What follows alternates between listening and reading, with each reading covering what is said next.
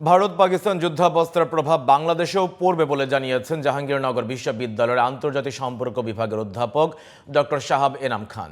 জিটিভিকে তিনি বলেছেন, এমন অবস্থায় সরকারের পক্ষ থেকে যুদ্ধের বিপক্ষে স্পষ্ট অবস্থান তুলে ধরার পাশাপাশি রাজনৈতিক দলগুলোকেও দেশের স্বার্থে এক থাকতে হবে।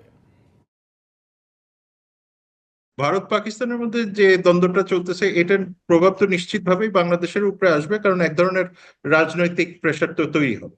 কারণ আহ, ভারত যেরকম আমাদের প্রতিবেশী রাষ্ট্র, সেই সাথে পাকিস্তানের সাথেও আমাদের সম্পর্কের একটা গতি পেয়েছে। সুতরাং সেই দিক থেকেও চিন্তা করলেও এক ধরনের প্রেশার তো বাংলাদেশের অনুধাবন করবেই। সেই সাথে গ্লোবাল অ্যালায়েন্স পলিটিক্সও আছে, যে পোলারাইজেশন গুলি তৈরি হয়েছে, এইটা থেকে বাংলাদেশকে দূরে থাকার জন্য এক ধরনের অবস্থান ক্লিয়ার করা উচিত। এবং আমি মনে করি পলিটিক্যাল পার্টি, সরকার, সবারই এই বিষয়ে একটা কনসেনসাস থাকবে।